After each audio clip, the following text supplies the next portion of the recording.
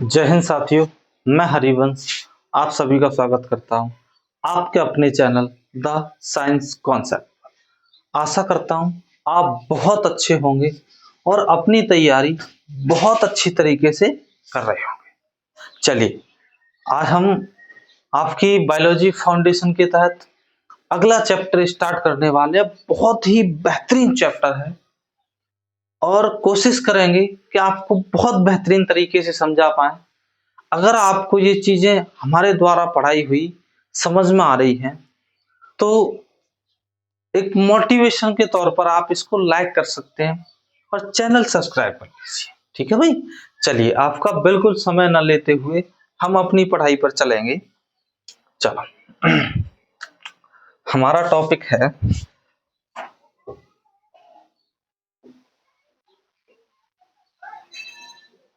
पोषण।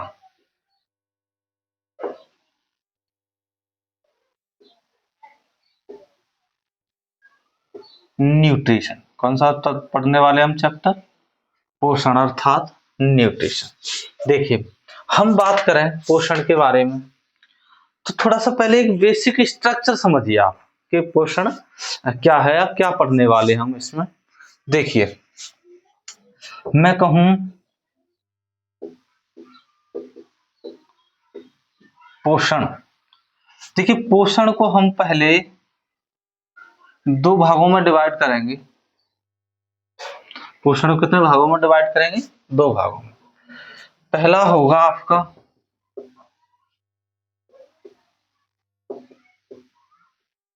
स्वपोषण, अगला भाग करेंगे हम परपोषण। स्वपोषण, स्वपोषण और हाँ, अगला भाग है आपका स्वपोषण और परपोषण। ठीक है भाई।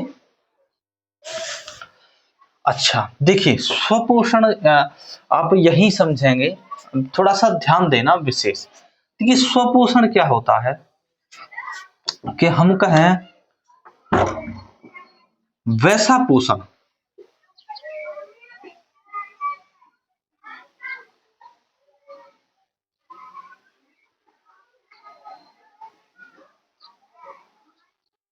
वैसा पोषण जिसमें जीव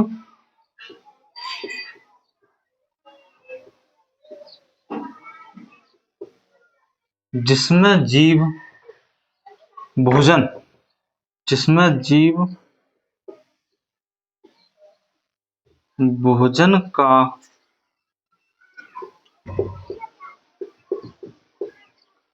निर्माण स्वयं करते हैं,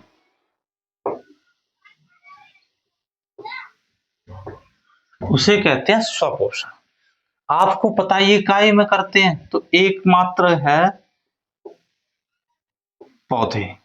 स्वपोषण क्या कहां देखने को मिलता है? पौधों में। ठीक है भाई। अच्छा, इसे हेलोपाइथिक भी कहते हैं। इसे यहां चाहो तो लिख लो, इसे होलोपाइथिक पोषण भी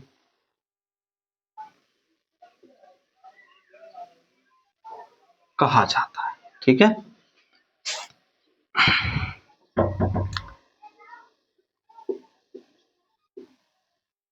इसमें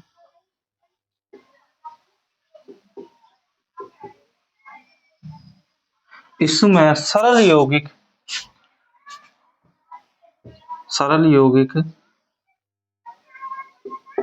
को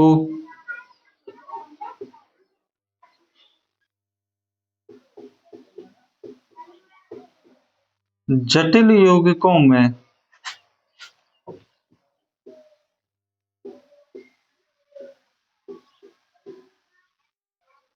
बदला जाता है। यहां तक आपको समझ में आ गई। देखिए, स्वपोषण क्या होता है?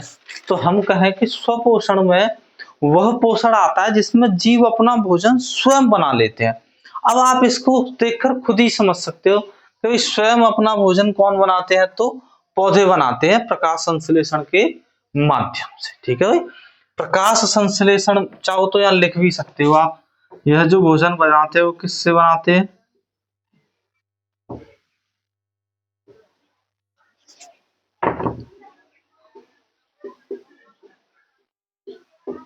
प्रकाश संश्लेषण। प्रकाश संश्लेषण जिसमें क्या उपस्थित होता है? क्लोरोफिल। क्लोरोफिल की उपस्थिति में ये अपना भोजन बनाते हैं। ठीक है भाई, अगर हम प्रपोषण की बात करें तो यहां लिखेंगे आप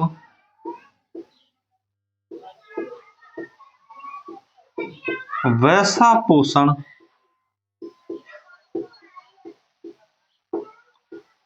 जिसमें जीव किसी दूसरे जीवों पर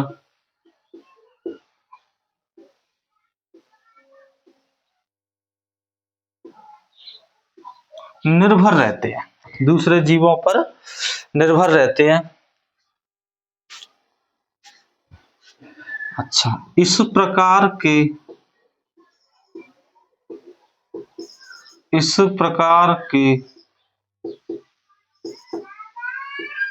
जीवों में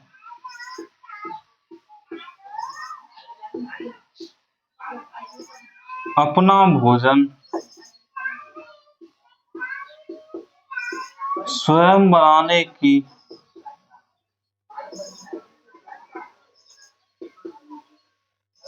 क्षमता नहीं होती है। इसमें अपना भोजन स्वयं बनाने की क्षमता नहीं होती है। जैसे मानव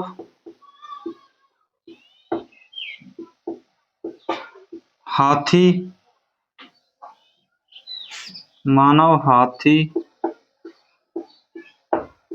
घोड़ा और पक्षी इत्यादि, मतलब और भी है। देखिए, वैसा पोषण जिसमें जीव किसी दूसरे जीव पर निर्भर रहते हैं। परपोषण, देखिए पर शब्द से आप आपकी समझ में आ गया होगा। देखिए, स्वपोषण जो होता है इसको हिंदी में कहते हैं, इंग्लिश में ऑटोट्रॉफिक न्यूट्रिशन। इसको कहते हैं हेटरोट्रॉफिक।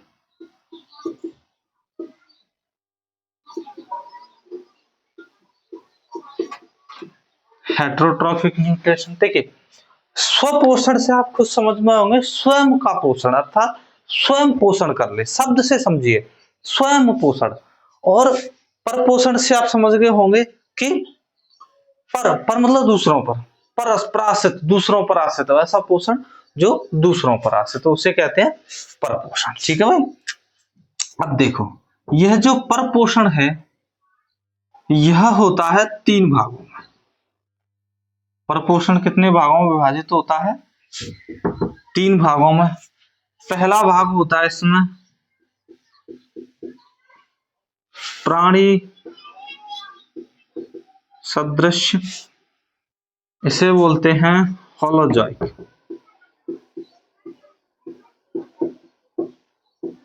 होलोजॉइक, प्राणी सदृश। अगला होता है इसमें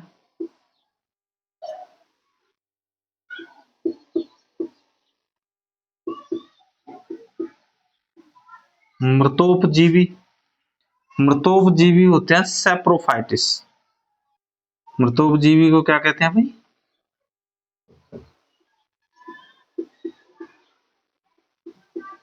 सैप्रोफाइटिक।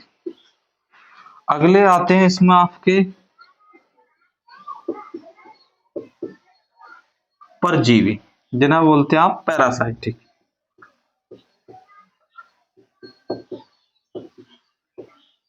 पैरासाइट्स या पैरासाइटिक। देखिए, प्राणी सदृश क्या होते हैं? प्राणी सदृश में यहां पे लिख लीजिए, चलिए वैसे ही लिखिए यहां पर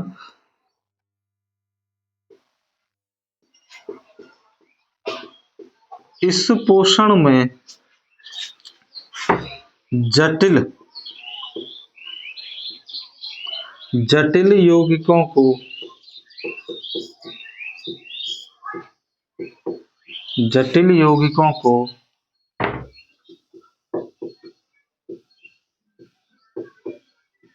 जटिल यौगिकों को एंजाइमों की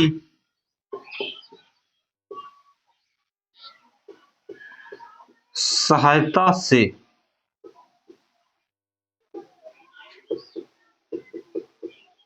सरल यौगिकों में परिवर्तन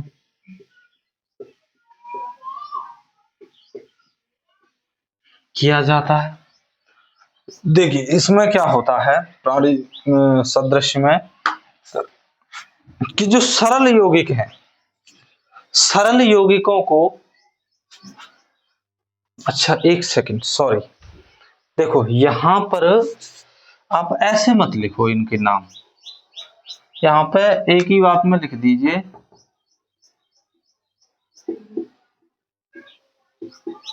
सभी जीव जंतु, ठीक है। क्यों पता है, देखिए पौधे स्वपोषण में भी है और परपोषण में भी है, लेकिन जो परपोषण में है वो स्वपोषण में नहीं है, यानी स्वपोषण एक स्पेशली पौधों का हिस्सा है, लेकिन परपोषण में ओवरऑल जीव जंतु है। अच्छा ये हो गया प्राणी सदृश्य हो गया। चाहो तो आप इसमें लिख सकते हो उदाहरण के तौर पर मानव, हाथी, घोड़ा और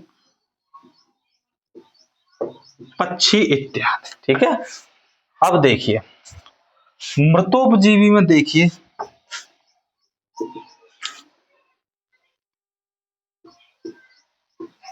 इसमें इसमें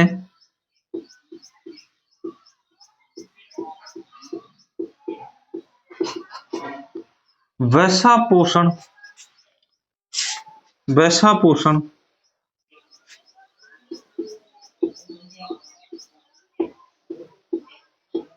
जिसमें जीव अपना भोजन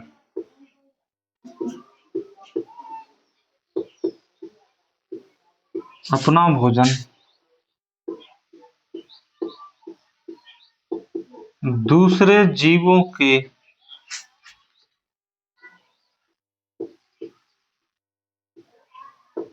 मरे हुए शरीर को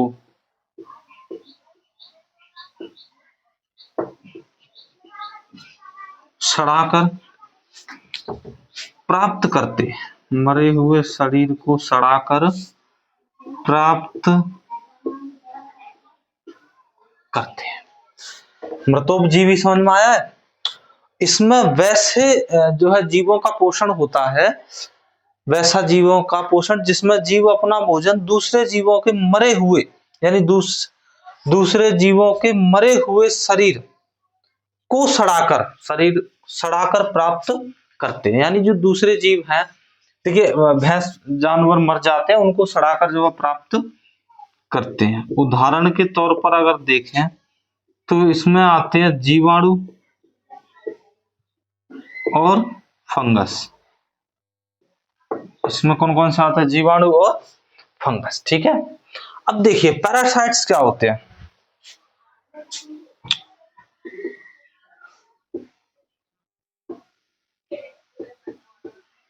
वैसा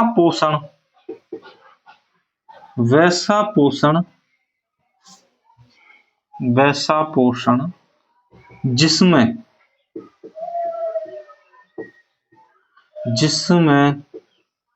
जीव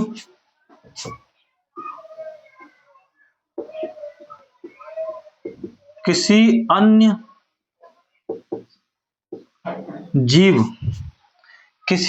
जीव के शरीर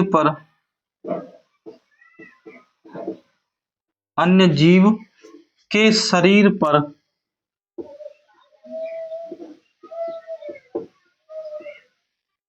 आश्रित होता है। आश्रित होता है तथा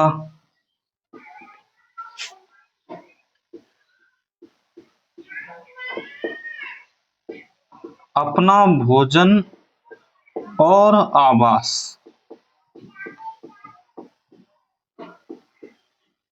जरा एक सेकंड ये देखूं कहीं इधर आपका जो है कट तो नहीं रहा है। पता चले हम उधर पढ़ाते जाए कट रहा नहीं दिख रहा है। कट रहा नहीं है दिख रहा है। चलिए गुड। आश्रित और अपना भोजन बनाते इन्हीं को कहते हैं पैरासाइट्स। इनमें कौन कौन आते देखिए। इनमें आती है जोक, जू,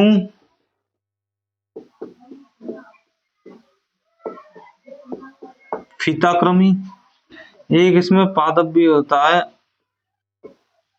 अमरबेल जिसे कसकटा कहते हैं।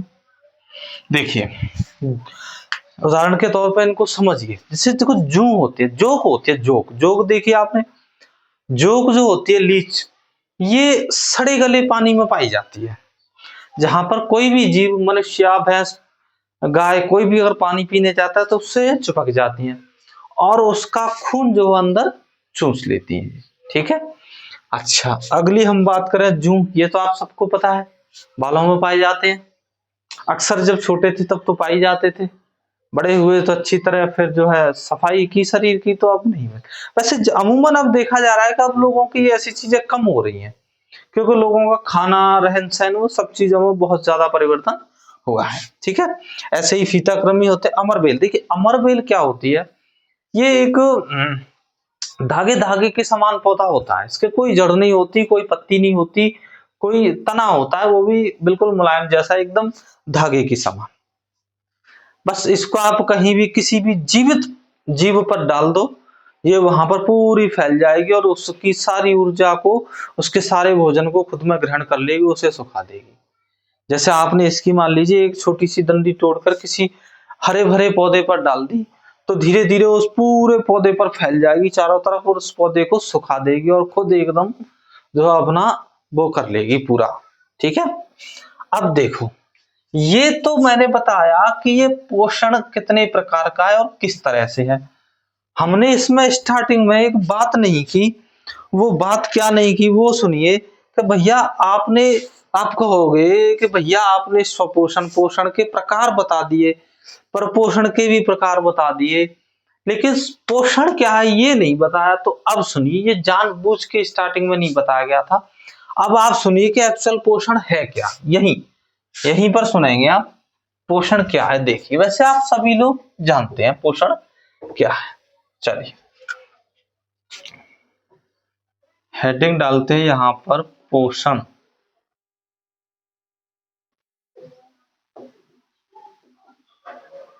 न्यूट्रिशन। देखिए पोषण क्या है, तो लिखेंगे पोषण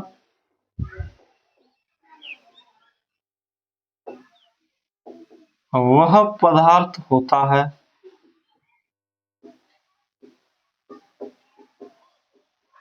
जो शरीर को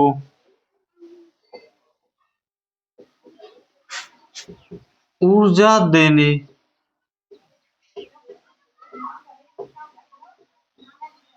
का कार्य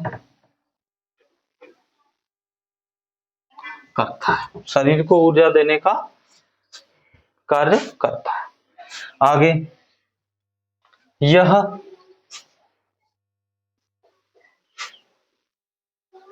यह शरीर का विकास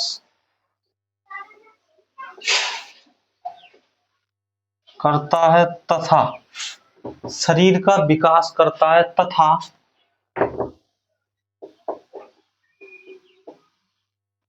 आंतरिक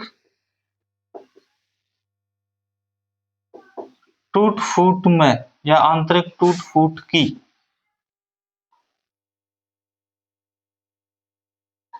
मरम्मत करता है। ठीक है। रोग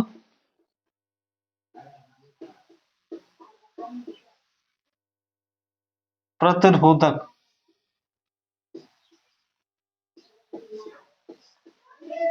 रोग प्रतिरोधक क्षमता बढ़ाता है, ठीक है, तथा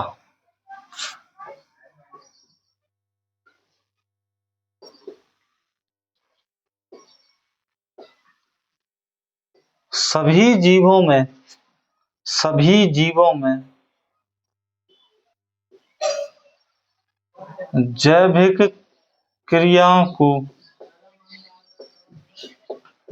क्रियाओं को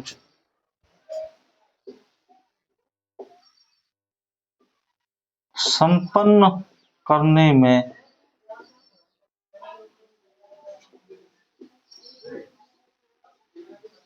मदद करता है। जैविक क्रियाओं को संपन्न करने में मदद करता है, यानी सहायता करता है। देखिए, हालांकि हम मानव न्यूट्रिशन अलग से पढ़ेंगे, ये ओवरऑल न्यूट्रिशन आपको बताया गया है कि किस तरह जो है न्यूट्रिशन कार्य करता है, यानी पोषण होता क्या है, ठीक है। देखिए, चाहो तो इसमें और क्या लिख सकते हैं, मानव का वैसे लिखना नहीं है, तो फिलहाल आप इतना ही नोट करिए इसमें कि यह जो है क्या है, मानव न्यूट्रिशंस क्या है। तो इसमें कहेंगे आप, पोषण वह पदार्थ होता है जो शरीर को ऊर्जा देने का कार्य करता है, शरीर का विकास करता है तथा आंतरिक टूट फूट की मरम्मत करता है, रोग प्रतिरोधक क्षमता बढ़ाता है, सभी जीवों में जैविक क्रियाओं को संपन्न करने में मदद करता है या सहायता करता है, ठीक है। पोषण, न्यूट्रिशन, पोषण न्यूट्रिशन कितने दो प्रकार का होता है, स्वपोषण ऑटोट्रॉफिक, परपोषण हेटेरोट्रॉफिक। स्वपोषण वैसा पोषण जिसमें जीव भोजन का निर्माण स्वयं करते हैं, जैसे कि पौधे, इसे होलोफाइटिक या इसकी स्पेलिंग होती है, इसे होलोफाइटिक कहा जाता है। सॉरी, मिस्टेक हो गई यार, जल्दी में देखा नहीं। होलोफाइटिक पोषण भी कहा जाता है। इसमें सरल यौगिकों को जटिल यौगिकों में निर्माण किया। देखिए, सरल यौगिकों, अब ये पादप पोषण से आप समझिए कि पादप में जो प्रकाश संश्लेषण से फोटोसिंथेसिस द्वारा जो ऊर्जा ली जाती है, उसमें जो क्लोरोफिल उपस्थित होता है, वो एक जटिल यौगिक है, जिसे क्लोरोफिल को सरल यौगिकों में तोड़ा जाता है। देखिए, क्लोरोफिल जो है वो क्या है, एक सरल यौगिक है, ठीक है भाई। चलिए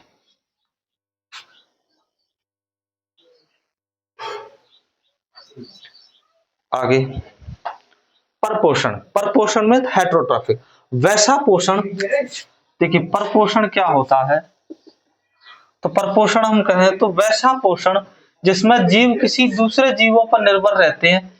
इस प्रकार के जीवों में अपना भोजन स्वयं बनाने की क्षमता नहीं होती है, जैसे कि सभी जीव। देखिए, सभी जीवों में, लेकिन इसमें पादप स्वयं बनाने की क्षमता नहीं होती है, इसका मतलब इसमें पादप नहीं आएंगे, ठीक है भाई। अच्छा, अगला है आपका प्राणी सदृश।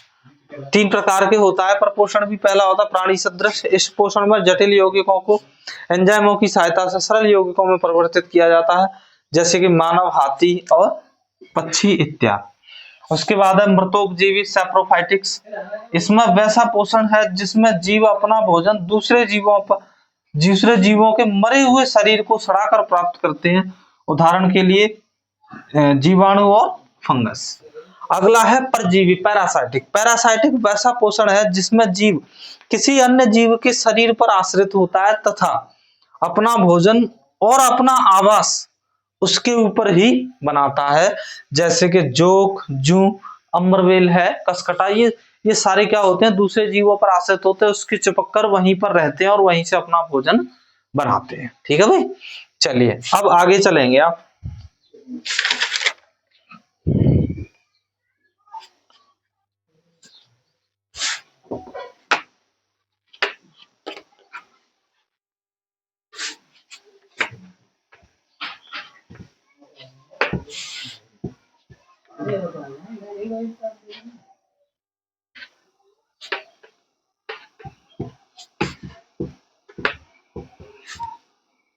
चलिए आगे ध्यान देंगे।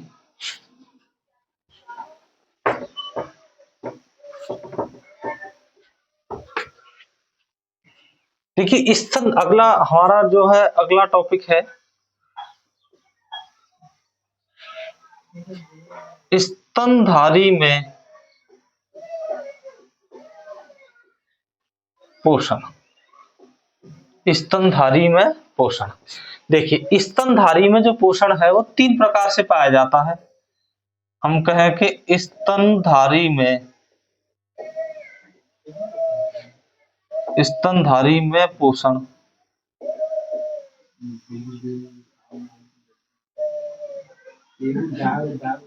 3 प्रकार का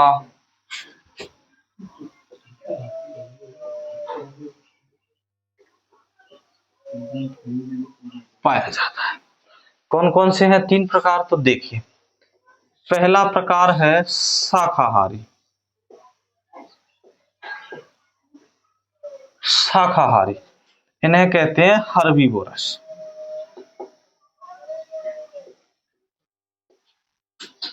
हर्बीवोरस। अगला होता है मांसाहारी।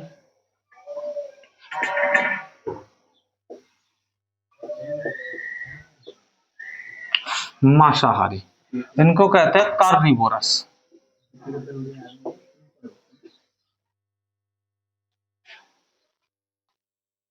कार्निवोरस। तीसरे नंबर का है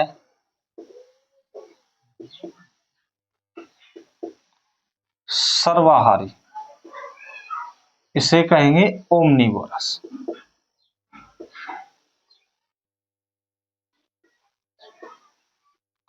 ओमनिवोरस। देखिए क्या होते हैं शाकाहारी, मांसाहारी और सर्वाहारी। इसमें कहें हम शाकाहारी वे जीव होते हैं, वे जीव होते हैं जो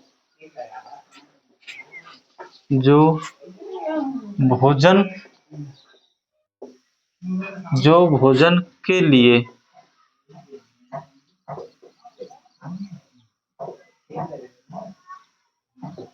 केवल पौधों पर, शाकाहारी वे जीव होते हैं जो भोजन के लिए केवल पौधों पर आश्रित होते हैं, केवल पौधों पर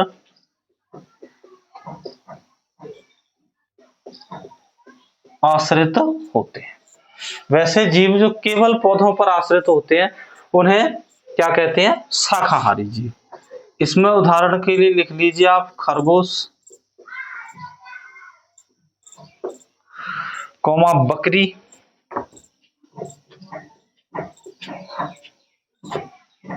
कौमा गाय इत्यादि। देखिए मांसाहारी जीव कौन से होते हैं? वैसा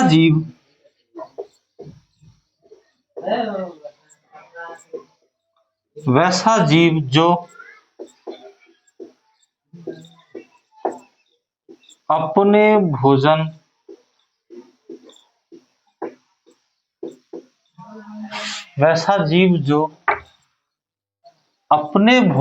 के लिए, वैसा जीव जो अपने भोजन के लिए दूसरे जीवों का भक्षण करता है। वैसा जीव जो दूसरे जीवों का भक्षण करता है उन्हें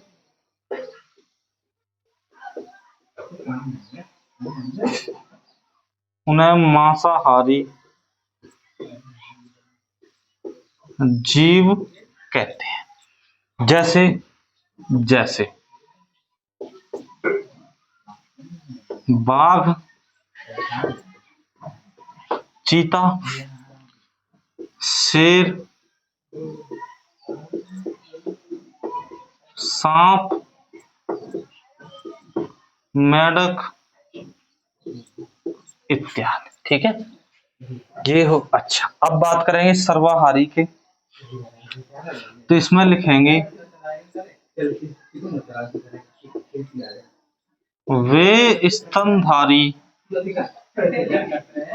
जीव वे स्तनधारी जीव जो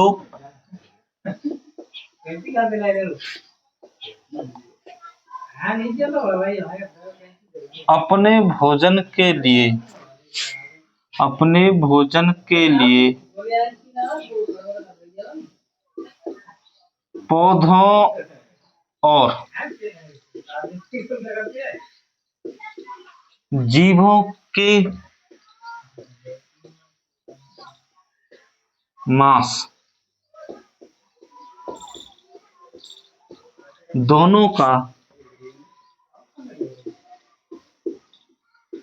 भक्षण करते हैं, उन्हें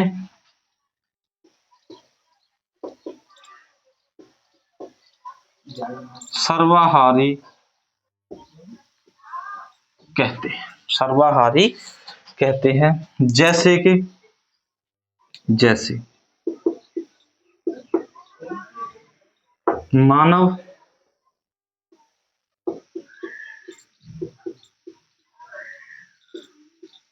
जंगली सुअर,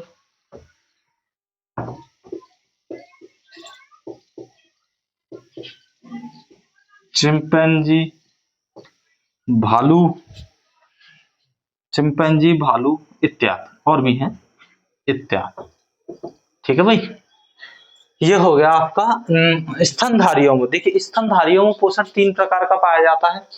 पहले होते हैं शाकाहारी, जिन्हें हर्बीवोरस कहते हैं। शाकाहारी वे जीव होते हैं जो अपने भोजन के लिए केवल पादपों पर आश्रित होते हैं। जैसे कि आपका खरगोश है भाई, खरगोश केवल पादप पौधों को ही खाता है, पत्तियों को। जैसे बकरी है, जैसे कि गाय है, ये सभी किस पर आश्रित होते हैं? तो पेड़ पौधों पर, चाहे वो उनकी पत्तियां का भक्षण करें या अपने खाने के रूप में उनके तनों को खाएं, मतलब कुछ भी प्रयोग करें, लेकिन ओवरऑल कहां पर होते हैं? ये पादपों पर। अगले हम बात करें मांसाहारी की, तो देखिए, मांसाहारी जो जीव होते हैं, वैसा जीव जो अपने भोजन के लिए दूसरे जीवों का भक्षण करता है या दूसरे जीवों को मारकर खाता है, उसे कहते हैं मांसाहारी जीव। जैसे कि इसमें आपके बाघ है, चीता है, शेर है, सांप है, मेंढक है, ये सभी कैसे जीव होते हैं? ओवरऑल मांसाहारी होते हैं। इनके अंदर शाकाहारी के बिल्कुल भी गुण नहीं पाए जाते, ये ओवरऑल मांसाहारी जीव होते हैं। देखिए, सर्वाहारी जीव कौन से होते हैं? तो सर्वाहारी वे जीव होते हैं, अर्थात वैसे स्तनधारी जीव जो अपने भोजन के लिए पादपों का अर्थात पौधों का प्रयोग भी करते हैं, साथ साथ जीवों के मांस का भी प्रयोग करते हैं, यानी जीवों को भी खाते हैं। कुल मिला के हम सादा भाषा में कहें तो ये पादपों की पत्तियां भी यूज करते हैं, फलों को भी खाते हैं और जीवों को भी खाते हैं, अर्थात मांस भी खाते हैं। ऐसे लोगों को सर्वाहारी ओमनिवोरस कहा जाता है, जिसमें सर्वप्रथम हम मानव को रख सकते हैं, जंगली सुअर है, चिंपैंजी है, भालू है, ये सभी ऐसे जीव हैं, इत्यादि और भी बहुत सारे जीव हैं इनमें। ये सभी वे जीव हैं जो मांस के साथ साथ ये पादपों को भी इस्तेमाल करते हैं, किसमें? खाने के रूप में। ठीक है भाई, यहां तक आपके समझ में आई है चीजें? देखिए, अगर आपके यहां तक चीजें समझ में आ गई है तो इसके आगे अब हम अगली बात करेंगे। भोजन में अगला हमारा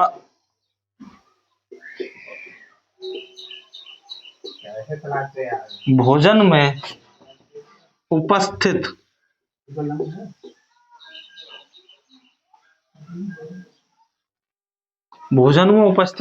अवयव, कंपोनेंट्स ऑफ फूड्स। भोजन में उपस्थित अवयव कौन कौन से होते हैं? चलिए देखिए,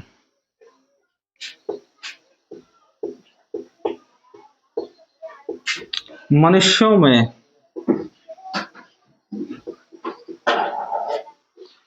शारीरिक आवश्यकताओं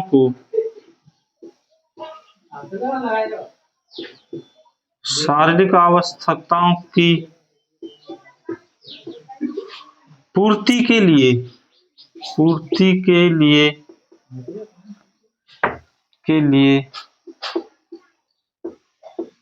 भोजन की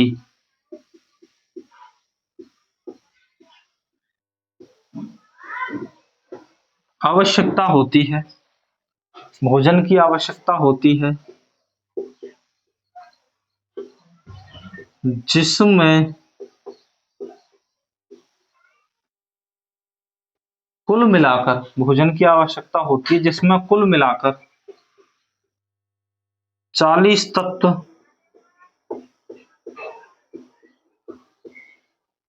पाए जाते हैं। कुल मिलाकर 40 तत्व पाए जाते हैं।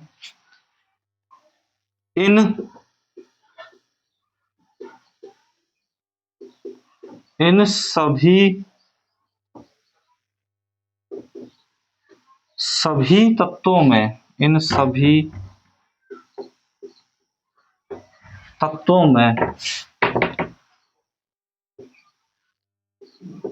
मुख्य तत्व कौन कौन से होते हैं? तो कार्बोहाइड्रेट्स, प्रोटीन, वसा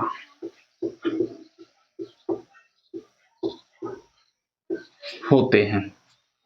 इसके अलावा यानी इन मुख्य तत्वों के अलावा, ऐसे कहिए, इन मुख्य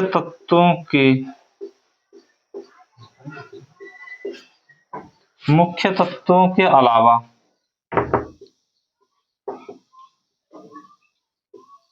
अन्य तत्व में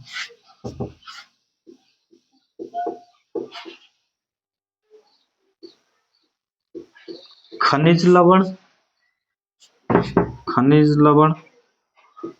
जल,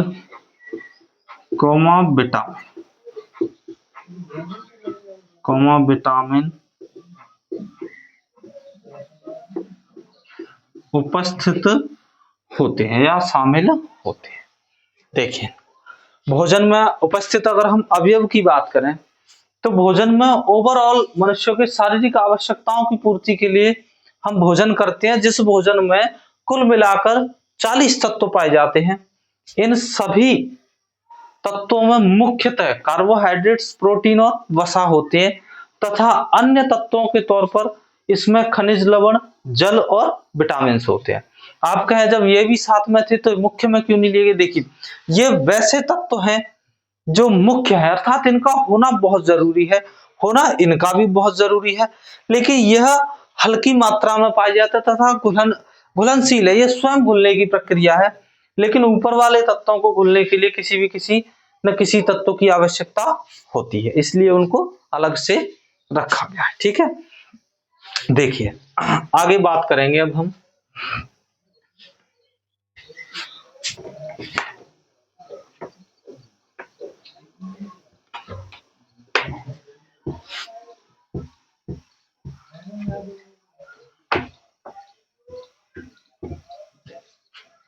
अगला पॉइंट है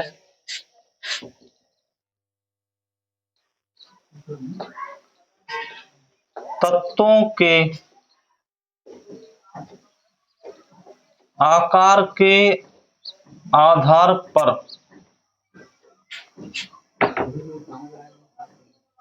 दो भागों में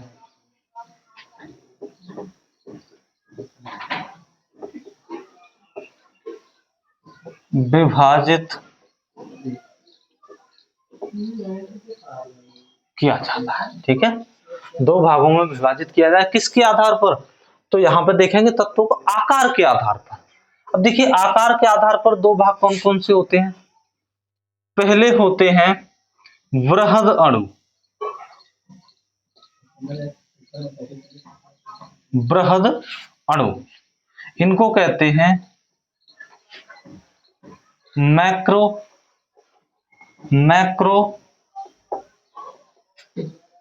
मॉलिक्यूल।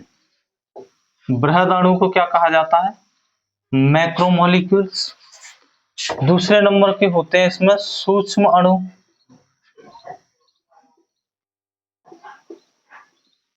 इन्हें कहते हैं माइक्रो। सूक्ष्म अणु को क्या कहा जाता है?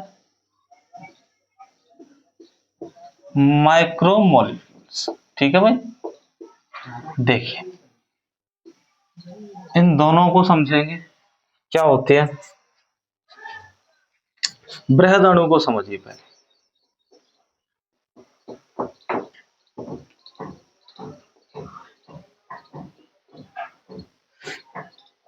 भोजन में उपस्थित वैसे अणु जो जो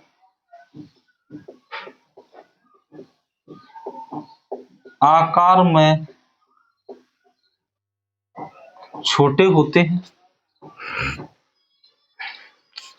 बृहद अणु क्या होते हैं? देखिए, बृहद अणु हैं मैक्रोमोलिक्यूल्स, ये आकार में बड़े होते हैं। आकार में इनकी संख्या जो कैसी पाई जाती है?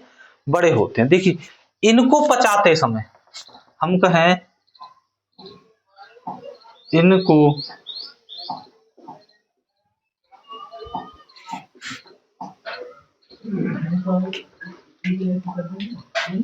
पचाते समय सूक्ष्म सूक्ष्म अणु में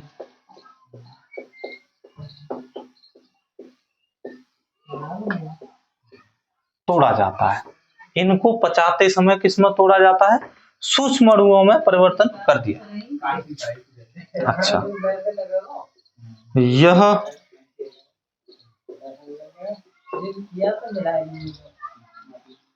रासायनिक दृष्टि से बड़े वह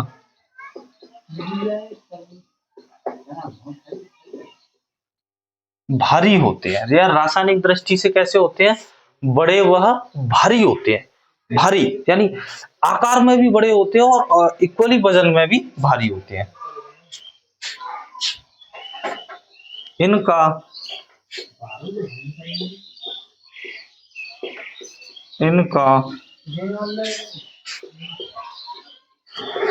जैविक अणु भार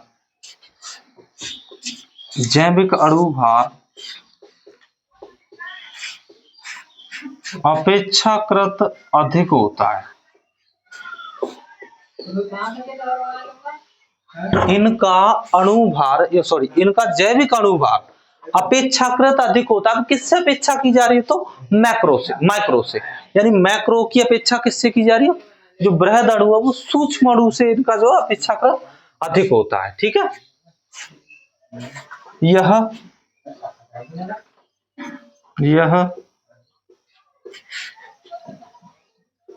सूक्ष्म जैव अणु के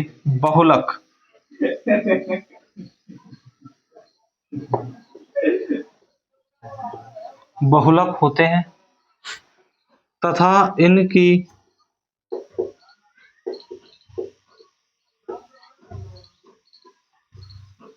विलेयता बहुत कम होती है।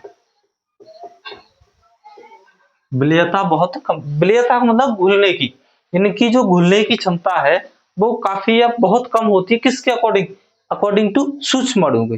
यानी मैक्रो जो है, मैक्रो मॉलिक्यूल्स, उनकी जो घुलनशीलता है या घुलने की जो क्षमता है वो माइक्रो मॉलिक्यूल्स से कम होती है। ठीक है भाई, आगे इनकी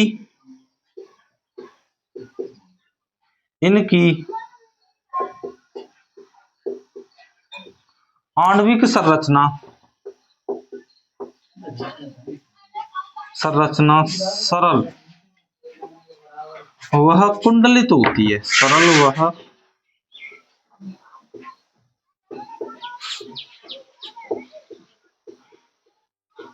कुंडलित होती है। इनकी जो है आणविक संरचना कैसी होती है? सरल व कुंडलित होती है। उदाहरण के तौर पर अगर हम इसमें लें तो देखिए, इसी में रखे जाएंगे किस किस को? तो कार्बोहाइड्रेट्स, प्रोटीन और फैट्स।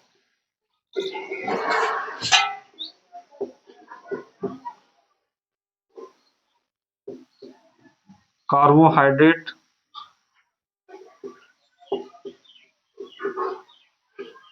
प्रोटीन और वसा। ठीक है, अगली अगर हम सूक्ष्म अणुओं की बात करें तो देखिए सेम इसके अकॉर्डिंग लिखेंगे। भोजन में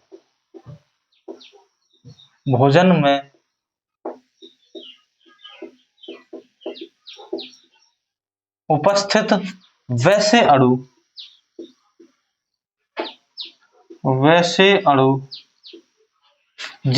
जो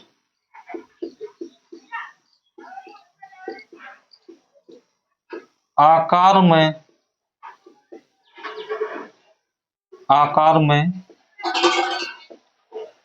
छोटे होते हैं। भोजन में उपस्थित वैसे अणु जो आकार में छोटे होते हैं उन्हें सूक्ष्म अणु कहते हैं। यह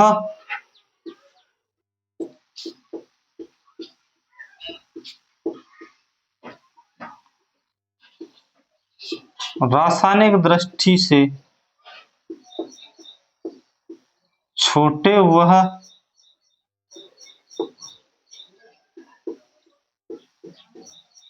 हल्के होते हैं। रासायनिक दृष्टि से यह छोटे व हल्के होते हैं। ठीक है, अच्छा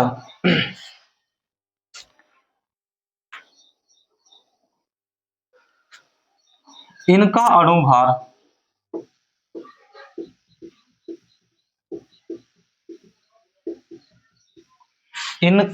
अणुभार देखिए, इसका अणुभार अपेक्षाकृत अधिक था तो इसका अणुभार कैसा होगा?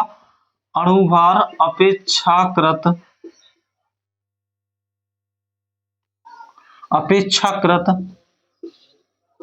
कम होता है। ठीक है, अच्छा देखिए, इनको जब इनका पाचन किया जा रहा था तो ये सूक्ष्म अणु में तोड़े जा रहे थे। मैं कहता हूं इनको पचाने की आवश्यकता ही नहीं होती। ठीक है, इनको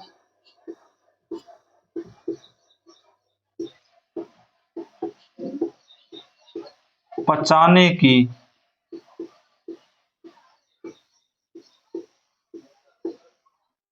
आवश्यकता नहीं होती है।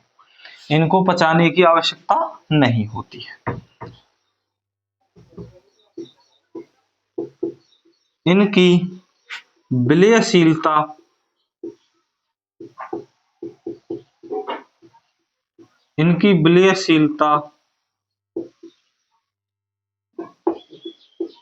अधिक होती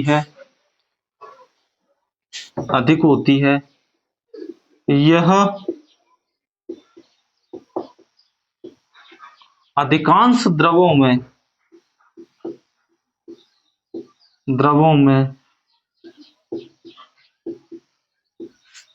विलय हो जाते हैं।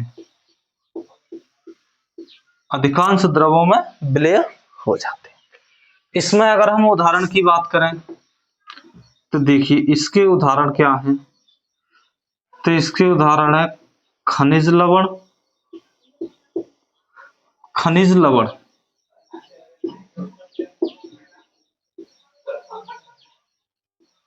Mineral salt. इसकी हम बात करें तो इसमें जल आता है, वाटर। इसी में आपके विटामिन आते हैं, विटामिन। ठीक है भाई, समझ में आया ये चीजें? देखिए हम कहें कि एक्चुअल में इनको जो आकार के आधार पर नापा है, इसको नापने की विधि जो थी वो क्या थी? तो देखिए यहां पर नोट डाल के लिख दीजिए,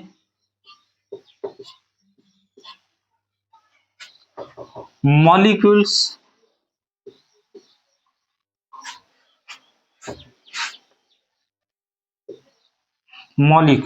यानी अणु, जैविक अणु, जैविक अणुओं को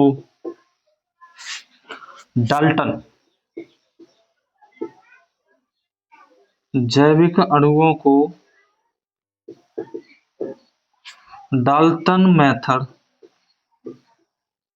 या इसको कह सकते हैं डाल्टन विधि से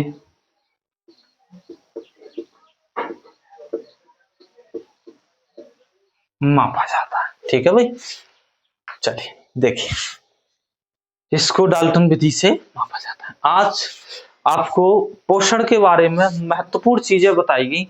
अभी पोषण में आपकी एक क्लास और होगी, जिसमें आपको नहीं, एक नहीं, अभी आपकी लगभग देखिए एक क्लास, दो, तीन, अभी लगभग 3 क्लास और होंगी, जिसमें आपको बड़ी बारीकी से कार्बोहाइड्रेट्स अलग से पढ़ाई जाएगी।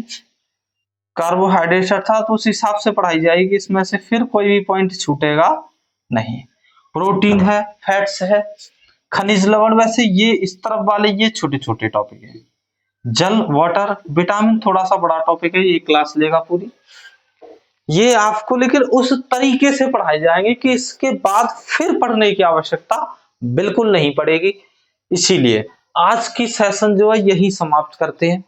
अगर आपको आज के सेशन से, हम कहते हैं हर क्लास से चीजों पसंद आ रही है पढ़ने के लिए, ऐसा लग रहा है कि इससे हमें हमारे एग्जाम्स में बहुत ज्यादा बेनिफिट्स है, तो आप थोड़ा सा क्लास के तरफ भी ध्यान दें और अपना ये लाइक वगैरह ये चीजें आप साथ साथ करते रहें, सपोर्ट करें, क्योंकि हम अभी हमने पढ़ाना स्टार्ट किया है और हम चाहते हैं कि आपको बहुत बेहतरीन कंटेंट दे सकें, ताकि आने वाले समय में आप कोई भी परीक्षा हो, जो मैं सब्जेक्ट पढ़ाऊं उसमें दिक्कत ना हो, चाहे वो बायोलॉजी हो, चाहे वो केमिस्ट्री हो, चाहे वो फिजिक्स हो, छोड़ूंगा नहीं कहीं भी। ठीक है, चलिए आज के लिए यही समाप्त करते हैं। आशा करेंगे आप बहुत बेहतरीन तरीके से अपनी तैयारी करेंगे। जय हिंद, जय भारत।